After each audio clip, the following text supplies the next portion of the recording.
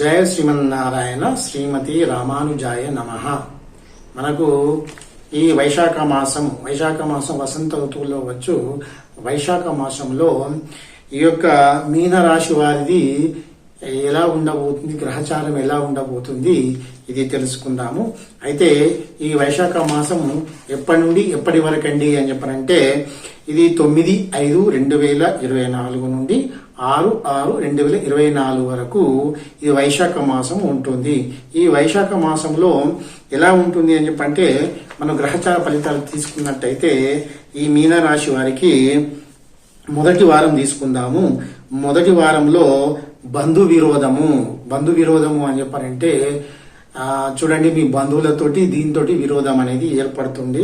ఇది మీరు ఎలా చెప్తారండి, ఒక్కొక్క వారంలో ఎలా ఉంటుంది, ఎలా ఉండబోతుందని మీరు ఎలా చెప్పడం జరుగుతుందంటే మీ గ్రహచార ఫలితం, మీ గ్రహచారాలు ఎలా ఉంటాయో, గ్రహాలు ఎలా ఉంటాయో దాని ప్రకారం మీకు ఉంటుంది. ఎలా అని చెప్పంటే కుజుడు మీనం, మేష, వృషభరాలలో బుధుడు, వృషభంలో గురువు, ఇలా మీ గ్రహచారం అనేది, మీ గ్రహాలు అనేది సంచారం చేస్తూ ఉంటాయి. కాబట్టి దాని ద్వారా మీకు చెప్పడం, వివరించడం జరుగుతుంది. తర్వాత కుటుంబ కలహాలు అనేది ఎక్కువగా ఉంటాయి. ఇంట్లో శాంతి అనేది ఉండదు, అశాంతి అనేది ఎక్కువగా ఉంటుంది. చీటికి మాటికి గొడవలు అవుతూ ఉంటాయి అన్నమాట. తర్వాత దుర్మార్గుల వలన బాధయు కలుగుతూ ఉంటుంది. అంటే ఎవరైతే మీ ఇంటి పక్క వారు కానీ, మీకు శత్రువులు కానీ ఎవరైతే ఉన్నారో దుర్మార్గులు, అంటే అలాంటి వ్యసనాలకు పాల్పడిన వారు ఎవరైతే ఉన్నారో ఆ దుర్మార్గుల వలన మీకు భయం అనేది కలుగుతూ ఉంటుంది. తర్వాత రెండో వారం తీసుకున్నట్టయితే మనోవిచారం అని చెప్పంటే మీరు ఏదైనా కార్యం చేసినప్పుడు అది మీకు జరగదు, దాంతో జరగకపోతే ఏమవుతుందని చెప్పంటే దాని ద్వారా మనోవిచారం అనేది మీకు జరుగుతూ ఉంటుంది. తర్వాత బంధు విరోధము, అంటే బంధువుల వలన మీకు విరోధం అనేది ఏర్పడుతూ ఉంటుంది. చాలా కష్టములు, శరీర బాధలు కలుగుతుంది.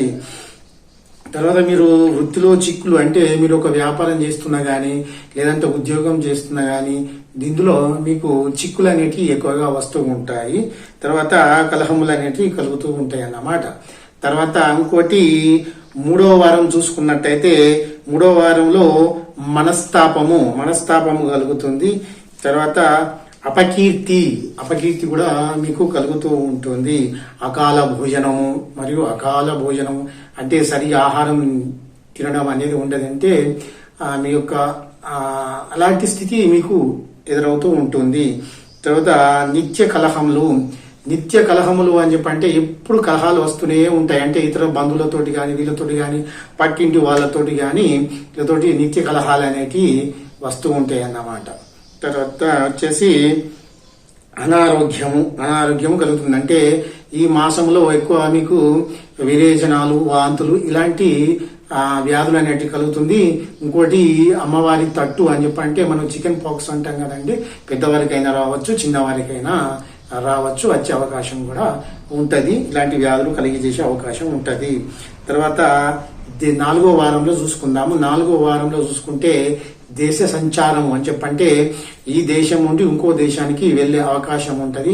అంటే మీరు వృత్తి పరంగా కావచ్చండి, లేదు అని చెప్పారంటే చిన్న పిల్లలు ఉంటారు కదా, వాళ్ళు చదువుకునే పిల్లలు ఎవరైతే ఉన్నారో విద్యార్థినులు వారి ఇతర దేశాలకు వెళ్లే అవకాశం ఎక్కువగా ఉంటుంది. తర్వాత రోగము వల్ల ధన నష్టము ఎలా ఉంటుంది, మనం ఎలా అంటే మనకు ఒక వ్యాధి కలిగినప్పుడు మనం ఎక్కడికి హాస్పిటల్స్కి వెళ్తాం. హాస్పిటల్ వెళ్ళినప్పుడు దానికి సంబంధించిన ధన వ్యయం అనేది జరుగుతూ ఉంటుంది. నానా విధముల కష్టములు, అంటే చాలా కష్టాలను ఎదుర్కోవాల్సి ఉంటుంది.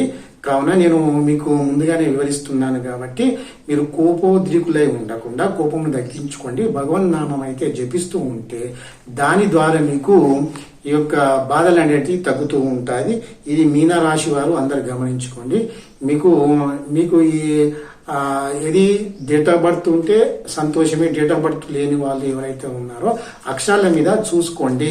అక్షరాలు అని చెప్పంటే నేను ఇంతకు ముందు చేసినది సంవత్సర కాలం చేసిన వీడియోస్ ఏమైనా ఉన్నాయో అందులో మీ మీనరాశి వారు ఎవరైతే ఉన్నారో దాంట్లో అక్షరాలను బట్టి చూసుకొని మీరు ఈ యొక్క రాశి అని చెప్పి నిర్ణయం తీసుకొని ఈ మీనరాశి వాళ్ళు విని మీరు దీని ప్రకారం మీ యొక్క నడవడిక అది మార్చుకొని మీరు సంతోషంగా ఉండాలని కోరుకుంటున్నాను.